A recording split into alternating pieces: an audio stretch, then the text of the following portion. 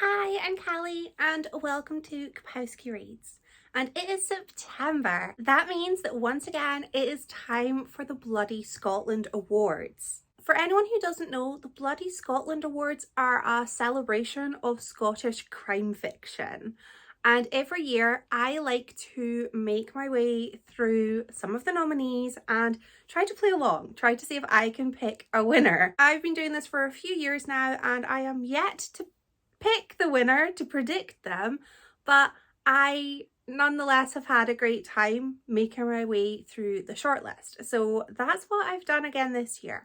I have focused on the debut prize nominees, of which there were 5 on the shortlist. I have 4 in physical form and the other I had to get on audiobook because I couldn't get the physical book on time. It is currently out of print, but it is being reprinted. I wouldn't have had it until the end of the month, which is a little bit too late for my plans. So I got the audiobook because I had a credit left. And that's pretty much it. So what I'm going to do is go through each of the nominees, tell you about the book, tell you what I thought of it, and at the end I'm going to say what my favourite was out of them. And see if I'm right. I don't know. I'm always wrong, but who knows? So the first book I'm going to talk about is The Unforgiven Dead by Fulton Ross. This is the book that I read on Audible because I just couldn't get it. This book is set in the Scottish Highlands and the main character is a police constable, Angus, who is haunted literally by the victims that he could not save. When a wealthy young woman is found the victim of a ritualistic threefold death, Angus becomes involved in the case and things just grow arms and legs, and he uses his ability of second sight to try to solve the case. I was so interested in reading a crime book where the main character, the detective, has got some additional abilities. And this book featured some Scottish folklore and I was just so excited about that. I love things that include folklore and, local myths and legends. And there was a pagan community in this book too, which was something I loved. This book, however, we're starting on a downer because this was my least favourite of the 5. I probably maybe would have DNF'd this book if it wasn't for my plan to read all 5 of the nominees of the shortlist. I don't want to be super negative about this book because that's a horrible way to start a list of book reviews. So I'm just going to say that while I didn't enjoy this, it was so atmospheric. So if you enjoy a book that sort of oozes atmosphere and just the nature of the Highlands, then you might enjoy this.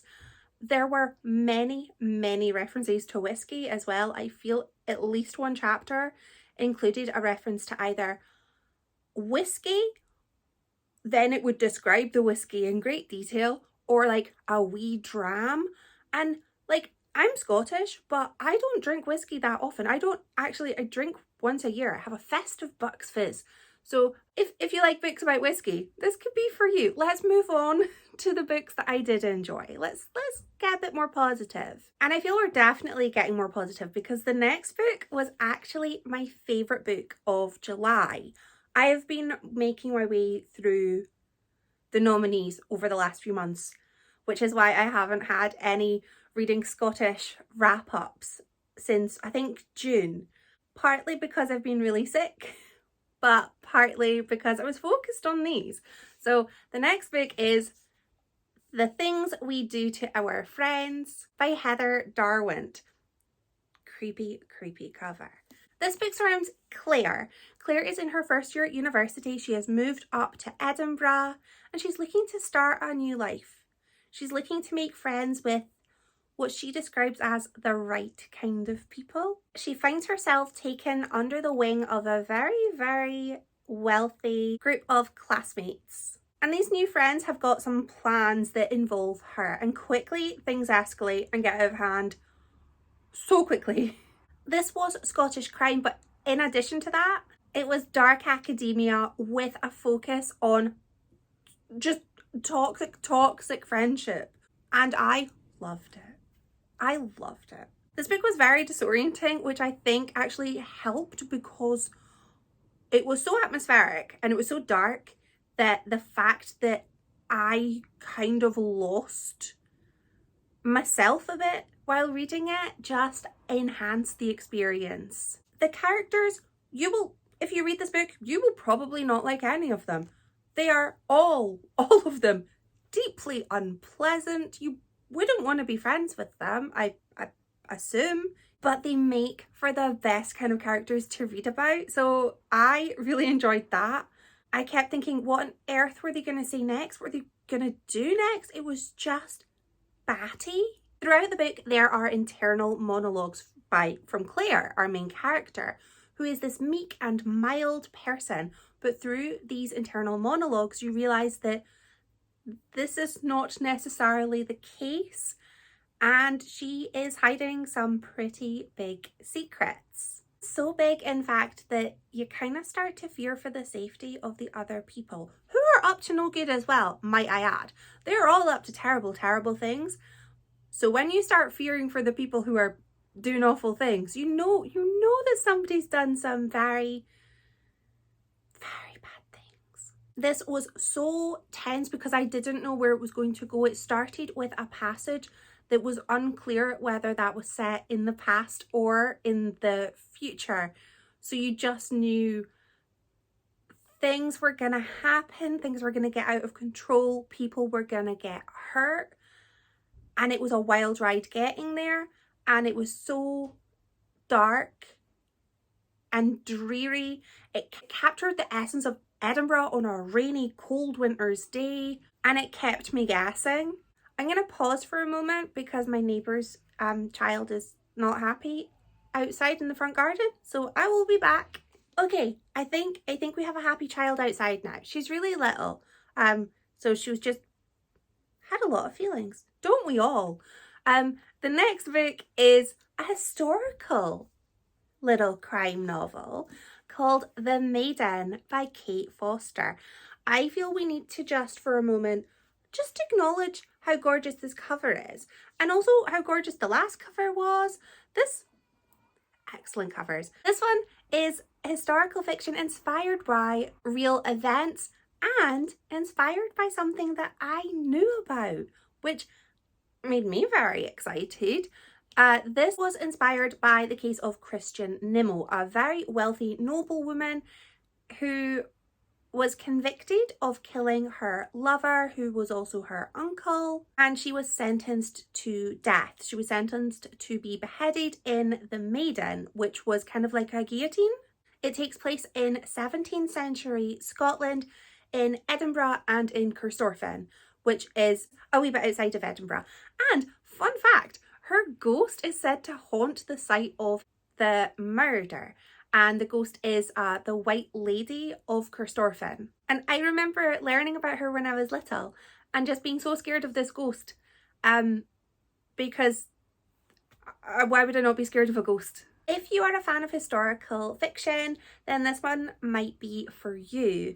Don't be fooled, because the first half of this book feels a little bit slow paced, but as soon as we get to the murder, oh, the wheels come off and it's just go, go, go.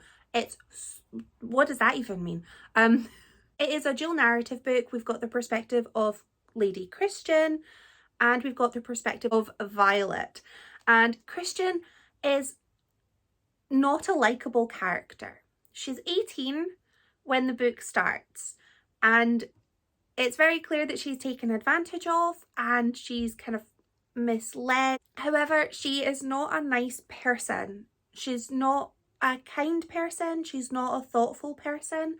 There are multiple occasions in the book where she actively seeks to destroy other women in the book.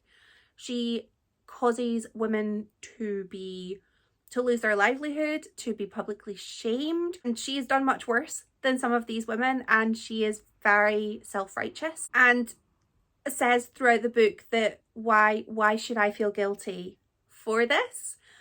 So it was very difficult to find any sympathy towards her. However, she did become a sympathetic character as the book went on, which I found quite surprising. I didn't think I was going to end up liking her. And then there's Violet. Violet is a sex worker who has been, oh, I suppose, hired by the murder victim. And I really enjoyed her chapters. I really liked her. I really liked that she was just so desperate to not have to go back to live in the brothel. She just wanted a life. She was a bit prickly, but I think she probably had to be. Underneath her bravado, she was actually very kind and very protective of the other women in her life.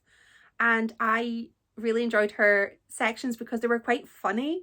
She was quite sassy and opinionated, and I mean, she wasn't wrong a lot of the time. I really liked her chapters. They were quite fun. The book jumped around quite a little bit, not just in perspective, but from year to year, month to month. There were some flashbacks, and there were some points where I did find myself getting a little bit disoriented, but I really did appreciate having those flashbacks to sort of find out maybe why Lady Christian would have committed this act that felt so out of her character. And I also really enjoyed, there is a madam, I suppose, the lady who runs the brothel. She is very, very funny, and I really enjoyed her chapters too. I think I just really liked the sections from Violet's point of view. I didn't overly enjoy the sections from Lady Christian's point of view, especially when she was in the prison, because I like the fun. I like the fun bits. The next book is Squeaky Clean by Callum McSorley. Again, another gorgeous cover. Can't we just say how gorgeous all of the covers are for these nominees? I know we're not judging books by their covers, but if we were, like, I'd judge you quite highly, because there's something pleasing. There's something so pleasing about, like, when you get one of those squeegees on a window, or maybe that's just me. I enjoy it. This book is about Davy Burnett, who is a car wash man, works in a car wash operative. Yeah, car wash operative. And he makes a terrible mistake, a foolish mistake, and he borrows, shall we say, without asking, a car from the car wash where he works. He needs to get somewhere, so he takes a car, and that car just so happens to belong to a crime lord, a local crime lord called Paul, who likes to call himself Paolo. And Davy, poor Davy, finds himself embroiled in some organised crime. He didn't want that, but that's where he is. Meanwhile, we have a detective called Ali McCoist, which I kept laughing at. And she, the character, did not laugh at this, because a lot of people were like, Ali McCoist, footballer. One of the very few footballers that I know the name of, I would like to point out. And she is on a mission to stop Paolo. This was unexpectedly hilarious. Not throughout. There were moments where it was very gritty and I felt a wee bit queasy at some of the violence, but there were moments where I was just chuckling away. This again was dual perspective, and I really, really like that, because Davy and Ali McCoist led such different lives and yet did have a bit of an overlap in overall life goals. They both wanted to be better parents, and they both found themselves being tormented by Paolo. Ali's chapters were mainly about her trying to get back into the good graces of the police, because she was under a cloud of shame, having been accused of being a bent copper or of being an idiot. One of the two, because she made a huge mistake, which resulted in Paolo getting away with a crime he could have been convicted of. And he, of course, is taunting her because he knows that she messed up. I really like the characters. I found they were flawed, but they were working on themselves. And I feel like when you've got a flawed character, that's totally fine, as long as they know that they are not perfect. And I don't think either of these characters would ever have described themselves as perfect. This book was fun. It was so fun in spite of it being quite dark at times and featuring some some quite violent crimes. It felt quite silly at points, but in a good way. It was still a serious book. It was such a fast read as well. I read this over 2 days, and it's not the biggest book, but it's still over 300 pages. I love the setting. It takes place in Glasgow, and it mentioned a few places that were familiar to me. There was a point where some horrible crimes took place, and I remember going, I used to walk along that bridge when I was going to the big Tesco when I was 18. And I shouldn't have been going across that big bridge because it was quite a dangerous part of town, but I didn't know better. And I just wanted to go to the big Tesco. So for me, it was nice sort of reading this and sort of having that sort of not local setting, but like familiar setting. I really enjoyed that. And I just found myself rooting for these characters. I really wanted both of them to get what they wanted, which was mainly just a nice life. They wanted their kids to be happy and they wanted to be part of their kids' lives. And I feel like that was just so lovely a goal for them. And the last book is Unsolved by Heather Critchlow, which I think was actually the shortest of the books, but that doesn't mean it wasn't wonderful, because it was. This book is about Cal Lovett, who hosts a podcast, and he hosts a podcast about missing people, and he tries to help families to find their missing loved ones, or at least get some closure. His sister went missing when he was just a wee kid, so it sort of made him feel really passionate about helping people find missing persons. And he is approached by a family in Aberdeenshire about their missing daughter, and there's something about her that makes him think of his own sister. And he takes on the case, comes up to Aberdeenshire, and tries to find out what happened to Layla, the missing girl.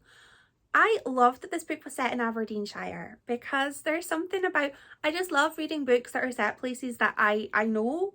They don't have to be set places I know, but there's that little bit of like familiarity that is comforting. And this is set in a village in Aberdeenshire, so it's nice and quiet, quite tranquil. There's a hotel, lots of woodland. It sounds so peaceful and just pretty, but they're sort of all under a cloud of this missing person that nobody knows what happened, and everyone's pointing their finger thinking that it was the boyfriend who did it, but he was never convicted, she was never found. So I really liked that. Again, dual perspective in this book. That is the theme. Did every book have dual perspective? No, it doesn't.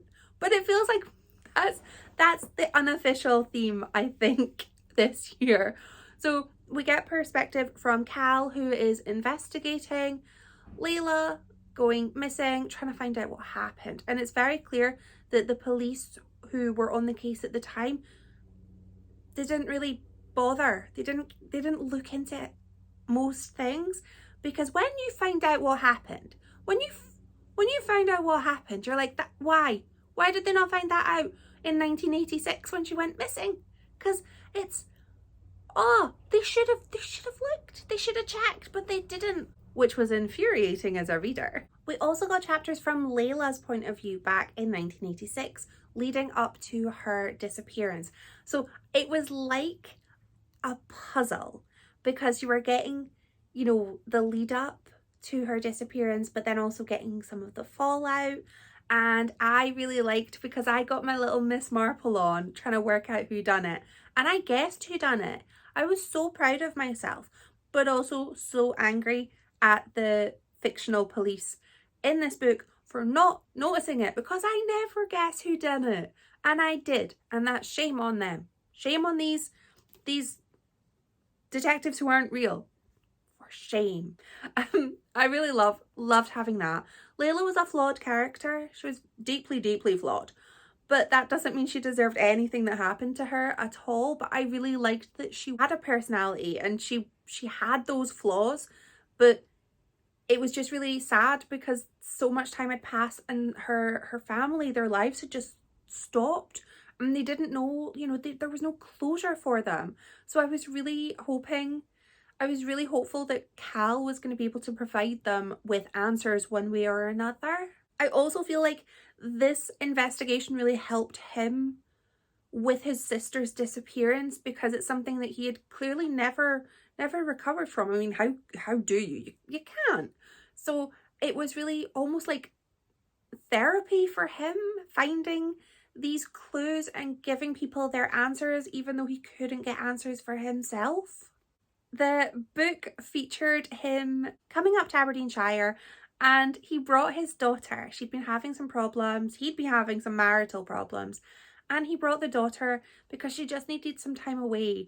And it was so lovely having this father-daughter relationship, so positive, so supportive, and just, it was really nice. They did some healing, and I think that that was just lovely. They're not real people, and I just got so happy for them as if they were real people. So I really found myself getting just so emotional for these characters. Really enjoyed them. I really loved the atmosphere. It was just so tranquil. Even though some horrible things had happened, it was like, but it's so pretty here. The chapters in the hotel were really enjoyable too. I feel like every character who was introduced just felt multifaceted. This is the start of a new series, and let me just say, I will be continuing with this series because I want to know what happens next for Cal. I really just, I want to know what happens next for him. So now I have to declare my winner. I was a bit torn trying to pick my favourite because I loved 3 of them. But I think my favourite, the winner, if I was picking a winner, if I was on the judging panel, like if anyone ever needs me to be on a judging panel for books, I'm free. I'll make myself available. I would pick my winner as The Things We Do to Our Friends by Heather Darwent. However, it was very, very close. My notes also said Unsolved was going to be my pick, but then my notes also said Squeaky Clean was going to be my pick. So I mean, one of these 3 is my favourite. But yeah, I'm going with, I have to pick one. I'm going with The Things We Do to Our Friends, which has my own hair in the book. That's kind of gross. So the winner is going to be announced on Friday night. I'm filming this before then because I like to get my video edited and uploaded in advance so that I can have a nice peaceful weekend. So what I'm going to do is add a graphic of the winner. But before I do that, I would like you to guess if you think I've picked the winner correctly or not. Historically, I never get the winner right, so the chances are I'm wrong. But let me know what you think. And the winner is graphic that's going up here, and I don't know who it is. So maybe I'm right, maybe I'm wrong. But huge congratulations to whoever it is that wins, because I had so much fun making my way through this shortlist. Good luck to the judges who have had to decide, because I mean, you saw how hard it was for me to pick one. I had an armful of books that were my favourites. Let me know if you've read any of these books or if you plan to read any of them. And thank you so much for watching. Bye!